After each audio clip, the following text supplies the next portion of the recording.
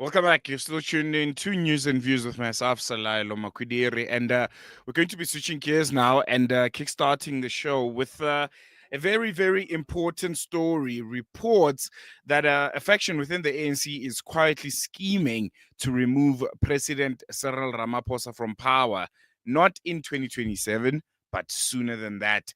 According to media reports, there's been a letter that's been circulating among senior ANC figures, particularly in the Eastern Cape, calling for the disbandment of the National Executive Committee, the ANC's NEC, and the appointment of a national task team, allegedly led by former President Thabo Mbeki, to steer the party into quote unquote a new direction. But this isn't just fringe talk, apparently. The ANC Veterans League, under Snooki Zigalala, has condemned what they call a covert and divisive attempt to unseat President Ramaphosa, insisting he must serve out his term. And at the same time, key voices in the ANC are brushing off the rumors. I think it was 2-3 days ago in a press conference, Secretary General Fikile Mbalula has described the stories as peddled by faceless individuals and claims no NEC meeting has formally called for Ramaphosa to step down. But yet, the president himself has added fuel to the fire, it seems. At a recent NEC meeting, he reportedly challenged his detractors to stop discussing his exit in dark corners like cowards, while saying he would resign if given a date. And to help us break this all down and help us understand what it really means for the ANC and for South Africa, because ultimately, whoever is at the helm is the leader of the ANC, is ultimately the president of the country. And we'll be unpacking all of that. And I'm currently joined by political analyst Dr. Gideon Chitanga to help us do so. Doc, good morning. Thank you so much for joining us. Always a pleasure, and welcome to Salam Media once again. Good morning to the listeners, and thank you for inviting me here.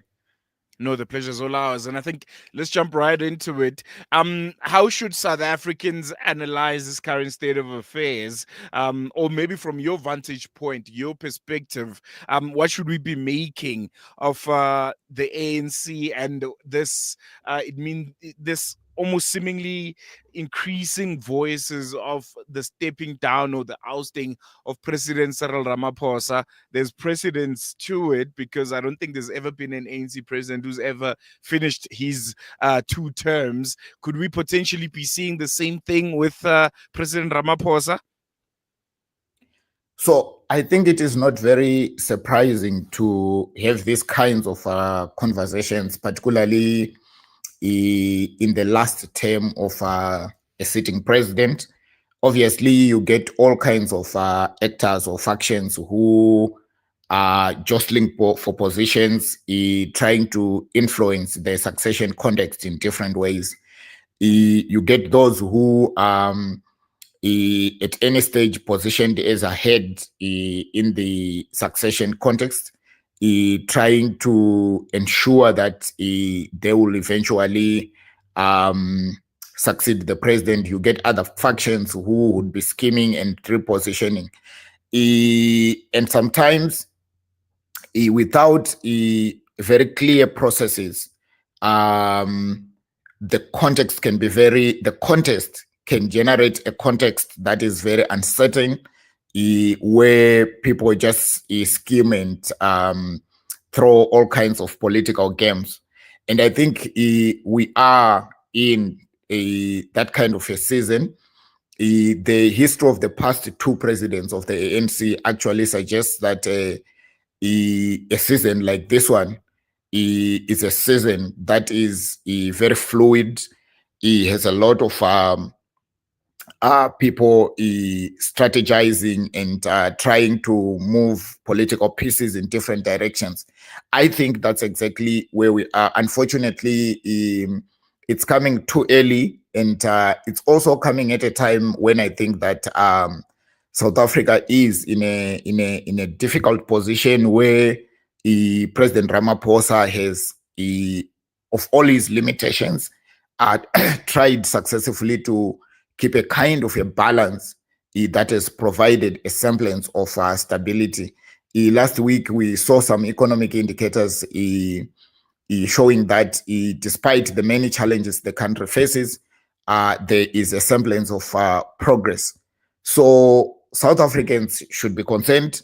And I think from the lessons that we learned in the case of President Mbeki failing to complete his term and President Zuma failing to complete his term of office, I think South Africans should be very much alive to and concerned with any form of instability, probably to a point where they should insist that a president in power should be allowed to continue his term and focus on a smooth transition to a new administration. No, most definitely. And I think that's a very, very important point. I want to touch on Ramaphosa's legacy within the ANC itself. He came in with a very, very strong kind of campaign, CR17, hashtag Tumamina. He was seen as the turning point at a time where it looked like the ANC was desperate for credible leadership, leadership that could change the perception of the party onto the general public of the South African community. Did he deliver on that promise, being anti-corruption, being the one that unifies the party and steers it into the right direction? Again, talking about his legacy, reflecting on the previous national elections, where for the first time the African National Congress lost majority and had to go into a coalition. How would you unpack his legacy within the ANC, and could some of those reasons of some of his shortcomings and failures be why he might not finish his term and is looked at as a project that has essentially failed and didn't yield the results that were required by the ANC at a time where they looked very, very desperate? So, to be fair, I think that we can think of this legacy in the context that President Ramaphosa, the options that he might have had. And in my view, there were only two options. One, the first one, I think, is probably stabilizing the ship. So let's forget the campaigning rhetoric and think about the extent of divisions within the ANC after the removal of Mbeki. A very acrimonious process that deeply divided the ANC. And so the coming in of President Zuma, he came in his first term as very popular, and again the division surfaced in his second term, and he really emerged as a very acrimonious figure, dividing the party. So the two cases did not give Ramaphosa much to work with in the sense of uniting a party that was already, I think, on its knees. He came in as a popular, kind of a moderate leader, who I think has done fairly well in terms of stabilizing the ANC and getting in an GNU that potentially should have given the ANC an opportunity to regroup. What we are witnessing is that the path of deeper divisions continues. So the key issues that have always divided the ANC continues. The other part or the other option would have been to just go for a radical shift that totally changes the party, and that should have involved rethinking the institutions of the ANC, and obviously later the government rethinking the idea of bringing in new leaders within the ANC. So if you look at the ANC leaders that are there, these are people who have been recycled, some under Mbeki and later others under Zuma. And President Ramaphosa has tried to balance the interest by recycling the same people. So you can see that at this point, this has not worked. And this speaks to the future of the ANC. What does the ANC exactly need? It needs a sort of a radical leader at this moment who is not scared to really draw into the party new blood to redefine the agenda of the ANC. Think about the period 1994 and what was needed and the problems that the ANC had to deal with. I think decades later, the context has totally changed. The attitudes of other players, global players towards South Africa have shifted. South Africa itself is changed in so many ways, demographically, economically, and socially. There are new demands, and some of them are very urgent.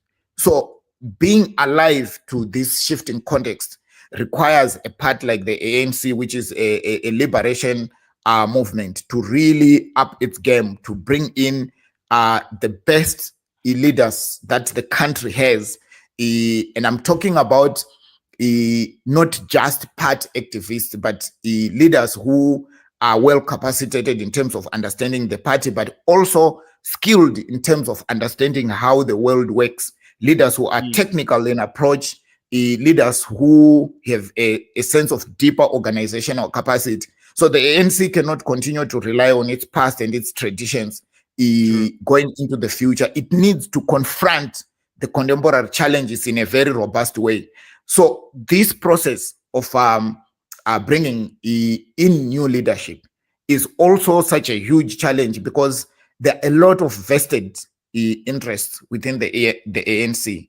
Vested interests, some who historically interested in the party for their own interests, economic gains, hence you see corruption, but others are interested because they have economic interest in the country and they understand that at this moment the ANC remains the largest political party in the country.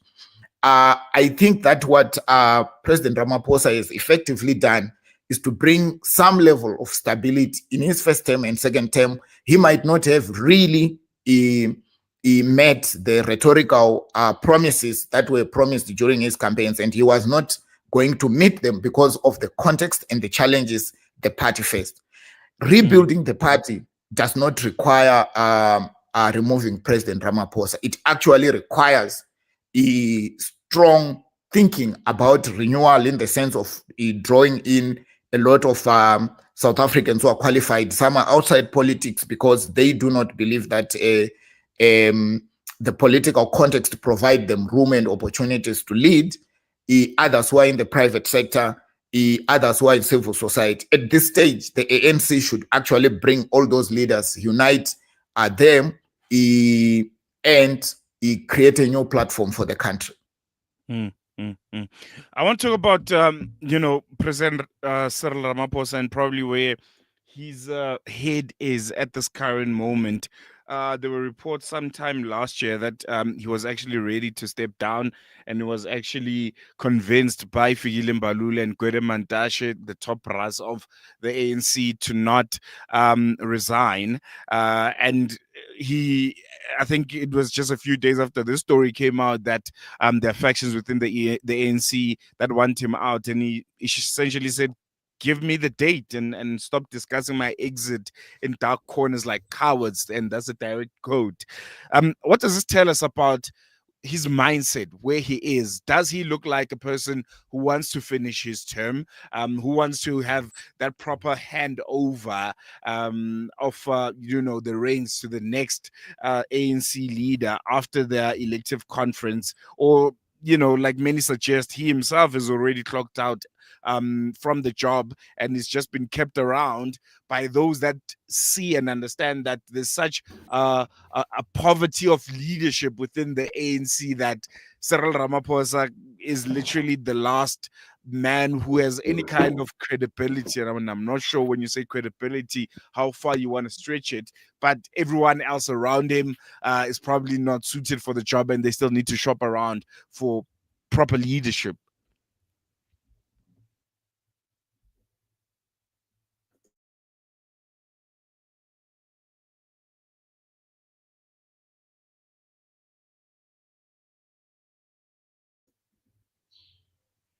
Gideon, are you still there? Can you hear me?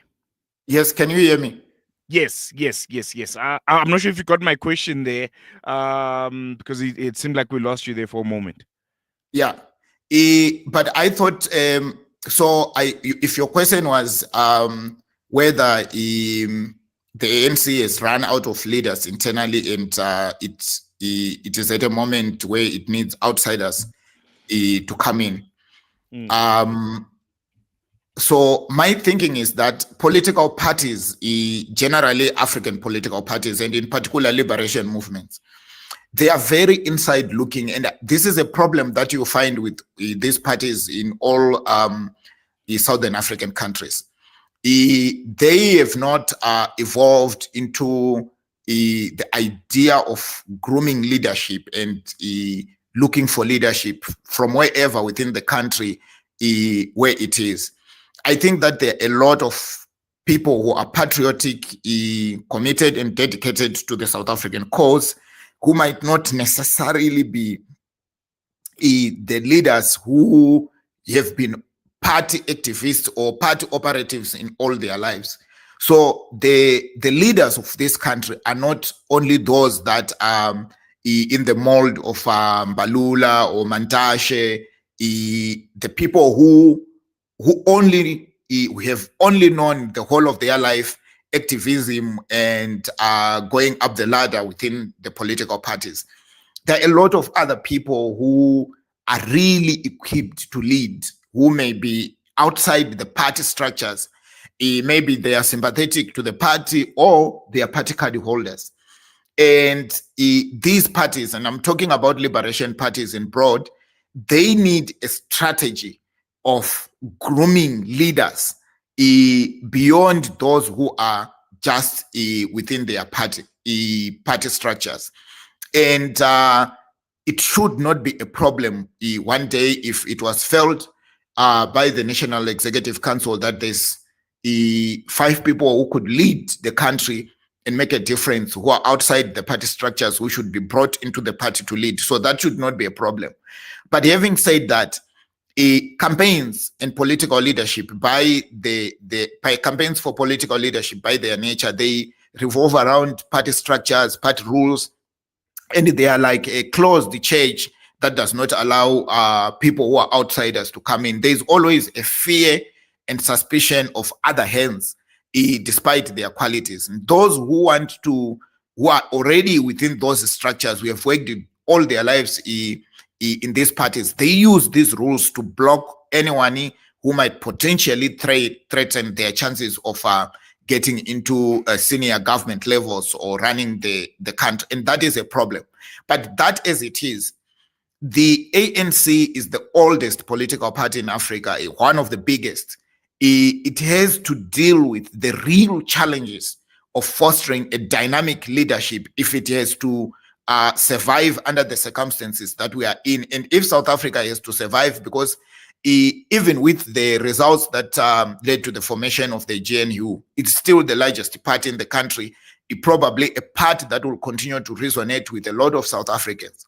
What it needs is to go beyond just the structures of the ANC, its national executive, its lower structures, to look for new leaders, leaders who are, I would believe, quite educated, quite grounded, quite patriotic, leaders who are clean, leaders who share a vision for a social democratic South Africa that the ANC has historically represented, leaders who identify with the core values of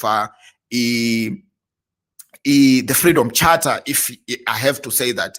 And there are so many of these leaders in the academia, in civil society, in the private sector. You have so many of them.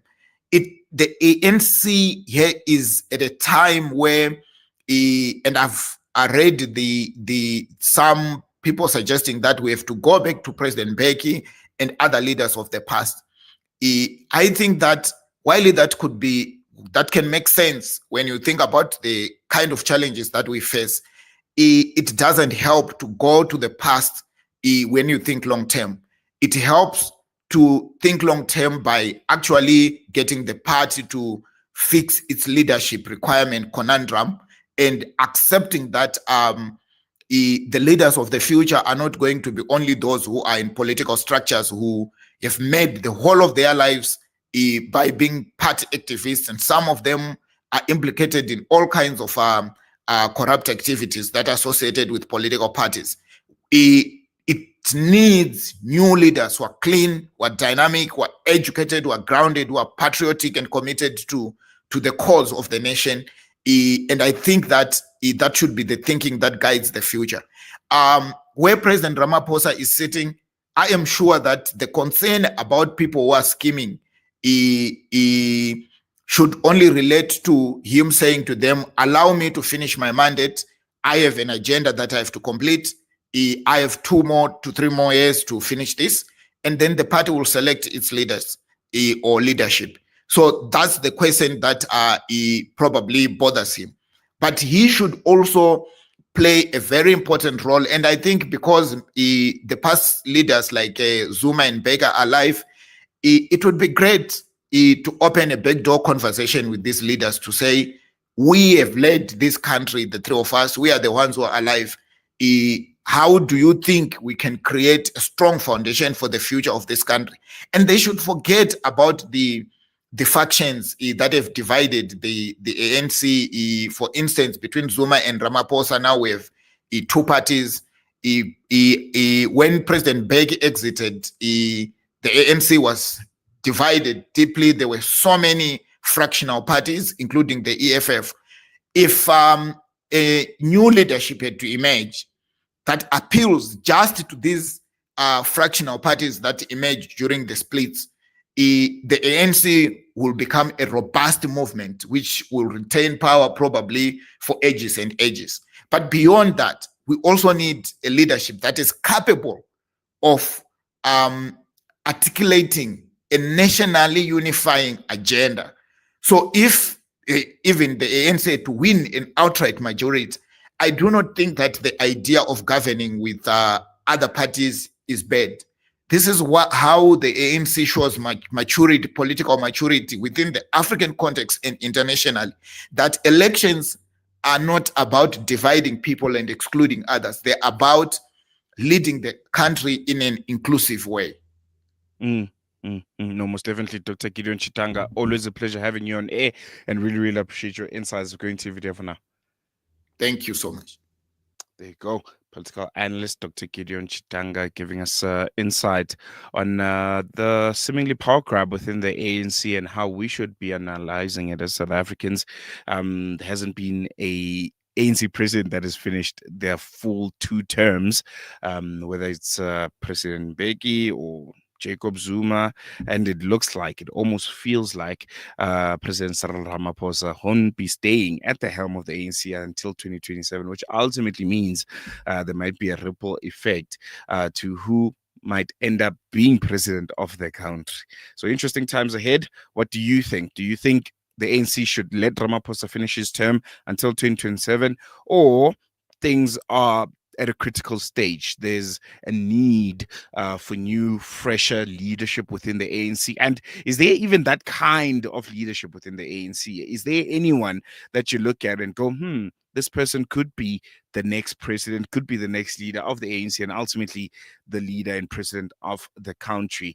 You can engage with us on our various social media platforms, or you can give us a call. Our serial line is 011-680-0355. Otherwise, you can send us a WhatsApp voice note on 061-766-0355. This is News and Views. We're going to take a quick break.